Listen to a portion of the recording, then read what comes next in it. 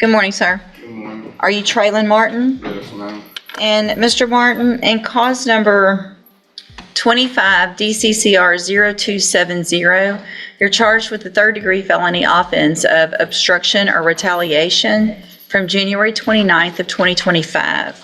What that means is that if you go to trial and you're found guilty, the range of punishment would be between 2 years and up to 10 years in prison. Do you understand? Yes, ma'am.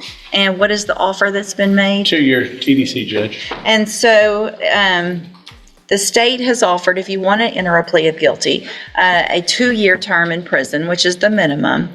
You have every right to reject that and have your case set for trial, but I want to make sure you understand what the possible consequences are and what your options are. And do you understand all of that? Yes, ma'am. And do you want to reject that offer and have your case set for trial, or do you want to take that offer? Notice how Trayon pushes back, arguing he couldn't have assaulted anyone if he was already detained. That's not his call to make. That's why juries exist. Can I ask one simple question? Sure. I'm just trying to ask, I watched the video, how the case started, and I was the one that was set up with assault. So that's what a jury's for. If you don't think you're guilty of what they're said, that I mean, then I can't assault you if I'm already detained. I don't need to know that. That's what a jury's for. Yes. Either you accept the plea agreement because you're guilty, and if you watch the information with your attorney, then you've seen everything the state has, and they'll present, and we can let a jury decide. I just want to make sure you understand what the consequences are and what your options are. Do you understand all of that? Yes, ma'am. So, And, just for the record, I've explained this to him. I've shown him several different videos. Some of them are more relevant than others, and he indicates some things that there may be other videos out there that I don't know about. They're not there as far as discovery. He's indicated he wanted to hire Marsha Norman, and I told him you can reject it. If you're not guilty, then don't plead guilty and reject it, and if you can still hire Marsha in the meantime. Mr. Nichols, is there any other discovery that you anticipate? I didn't see any in the file from Ms. Volpino. Anything else, Your Honor? Okay. I know she made the offer. I know that he had got a reduction on the same charge a year ago, so I don't see any reason the offer would change. And I did ask for probation this morning. I did not change Ms. Volpino's offer. Okay. So, Mr. Martin, if you don't want to accept that offer and you want it to plead not guilty, I need you to sign the plea bargain rejection so that I know that you and I have had this conversation. Yes, ma'am. I just want to ask, Big mistake. Trayon tries bargaining for time with good behavior. The judge isn't having it. Courtroom stalling tactics get shut down fast. I've been trying to get a job and work to see if I can, just see if it'll help me out with my time as a trustee. Okay. None of that matters right now, okay? Because here's what we're not going to do. We're not going to put your case on the trial docket so that you think you can get some time under your belt, and then you're going to plead guilty later. Because after today, I won't accept this plea agreement. We don't put cases on the trial docket just to buy some time. Either you did it or you didn't do it. And if you didn't do it, then you can sign that and we'll get a jury to decide. But I don't want you to think you're going to come back in here later and say, oh, I want to take that deal, because it's not going to happen. All right? Am I eligible for parole? Here's a question for you. If you were in Trayon's shoes, would you roll the dice on parole, not knowing when or even if you'd get out? Or would you take it to trial?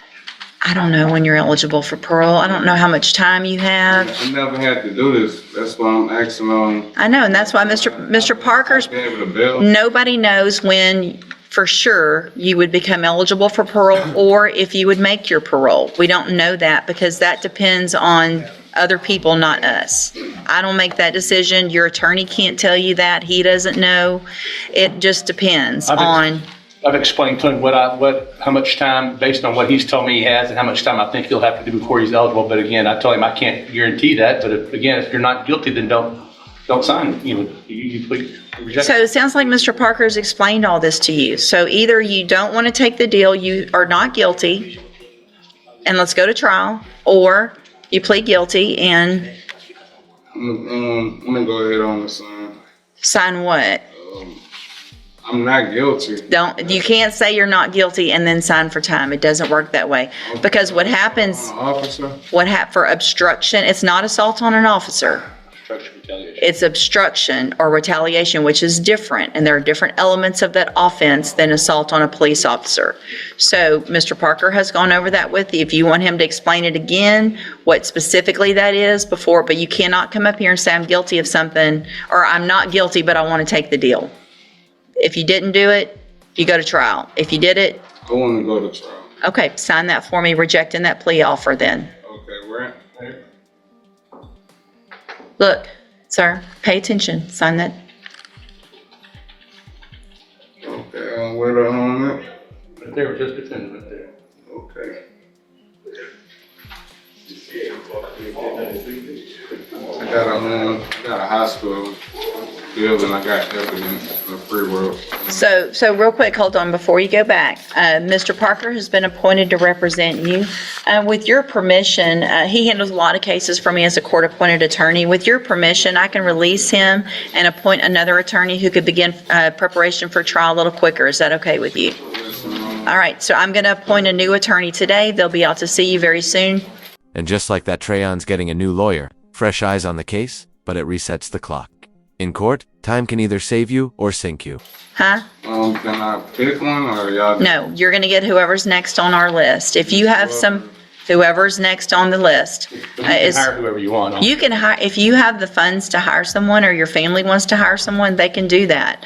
Otherwise, I'm appointing someone today so they can start getting ready, okay? Yes, ma'am. All right, you can go back with the bailiff. Thank you. All right, you're Rebecca Rito? Yes, ma'am. And will your client waive the formal reading of the indictment in each case? Yes, Your Honor. All right, in this case, which is 23 DCCR 0928, you're charged with the state jail felony offense of theft of property with previous convictions from November 21st of 2022. The indictment alleges you were previously convicted of theft September 11th, 2010, September 17th, 2010 in two different cases. And then again, October 26th of 2015. And then September 21st of 2021 in three cases on that date. And how do you plead to that charge? Guilty. Are you pleading guilty freely and voluntarily? Yes, ma'am. And are all those prior offenses and convictions true? Yes, ma'am. And then finally, in cause number 24 DCCR 1925, you're also charged with the state jail felony offense of theft of property with previous convictions. This is from June 13th of 2024. It alleges those same prior convictions of theft. And how do you plead to that charge? Guilty. Again, are you pleading guilty freely and voluntarily? Yes, ma'am. New defendant, new tone. This one pleads guilty without a fight. Now, it's not about guilt or innocence, but how heavy the sentence will fall and whether multiple charges get stacked into a longer stay behind bars. And because you actually did what they've charged you with. Yes, ma'am. In each of those four cases, I have here on the computer some documents that have your signature on them that the state has marked as exhibit number 1. Before you signed these, did you go over them with Mr. Wilkerson? Yes, ma'am. And do you fully understand them? Yes, ma'am. And it's my understanding you have no agreement in your case, in any of these four cases, and so you're just pleading open to me. Is that correct? Yes, ma'am.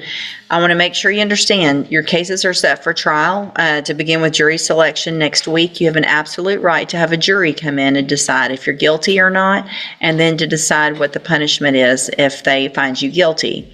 If we go forward this way, you're leaving that up to me, and is that what you want to Yes, do? ma'am. Sorry to interrupt, Judge. The state has filed a motion to accumulate, we will be asking the court to accumulate those cases to the extent the law allows. Okay, because they're all different offense dates, correct? Or at least, Some of them are, Judge. I think they are, nope, they're all different offense dates. So we will be moving or asking the court to accumulate those. And have you gone over that with your client? Yes, Your Honor. She's aware that the state's asking for the charges to be stacked. I guess part of my issue with this is, let's say I do something that Ms. Rito doesn't like, and then she has the ability to appeal, and I don't guess there's really an appealable matter, but you never know. I don't want to waste a bunch of time and then us be coming right back here, but And Judge, I've looked for the path of least resistance to resolve these cases. We are in the situation we're in because it's defendant. no, I don't disagree. She's. Well, we'll get where we get. All right, so you understand that I can give you anything from probation up to 24 months, up to 2 years on each of these cases, Yes, ma'am. and I can stack those sentences on top of each other. Do you understand that as well? Yes, ma'am. And you want to go forward with these pleas and get the sentencing on these done. Is that correct? Yes, ma'am. Okay. In addition, Your Honor, my client has asked, and I know the response to the court given the prior answer, but I am required to ask that the court, she's asking the court waive pre-sentence investigation on these and proceed with sentencing. She also would like to be released for her, I believe it's daughter's graduation. Yeah, they said it for which group? State's posted that, Judge. No, that's not happening. No. All right. And I'm definitely not going to waive the pre-sentence report because I want to make sure that it's just the ones, if there's any other history, obviously there's a substantial amount of history, and so I want all of the information. So we will get a pre-sentence report done in all of the cases, and I'm not doing anything with the bond other than potentially raising it to make sure that we're where we need to be when we need to be. So, that being said, do you also understand, if you're not a U.S. citizen, that a plea of guilty or no contest may result in your deportation, exclusion from admission to the country, or denial of naturalization under federal law? State tenders number 1 in each of those cases. No objection. It's admitted in each of those cases. Is there any evidence that Ms. Rideau is not competent? No, Your Honor. All right, ma'am, I'm going to find that you entered your pleas of guilty and true in each of these cases freely and voluntarily. Find that you're mentally competent and you understand the nature and the consequences of your plea in each case. I'm going to find sufficient evidence to find you guilty. However, I'm going to reset your cases for sentencing so that the probation department can do a pre-sentence report. That will give me more information about you, your cases, and then we will come back at a later date for sentencing. And then I will number the tampering case for trial next week. Obviously, it's fairly new compared to some of the other ones, but it looks like a lot of them are getting taken care of this morning, so you never know. You guys will know today after docket what the trial order is. One final thing, if I may, on the tampering, Judge. It's filed as a third degree, but I filed a repeat offender notice seeking to enhance it to a second degree, given the defendant's previous robbery conviction. So I just want to make sure that all of that's. Why did you put the tampering on me when you put the death on me? Look, we're not, this isn't a conversation. It's, Confused. I'm sorry, yes, ma'am. it doesn't matter, and they didn't put anything on you. I mean, that's what I'm saying. Okay, listen. I don't understand how is it tampering. I mean, That's what juries are for. If you don't, Mr. Wilkerson has gone over it, I'm sure, with you. He has his position legally. You know what the options and what the consequences are in that case. In that case, if you go to trial and you're found guilty, and there is a prior robbery conviction, it's important that you understand that the range of punishment then becomes that of a second-degree felony, which is between 2 years and up to 20 years. Do you understand? yes, ma'am. Okay. And so I will number that case for trial for next week. All right? You go back with the bailiff. Thank you, Judge. Thank you. I'll let y'all know as soon as docket's done what the trial order is. Thank you, Your Honor. Yes, sir.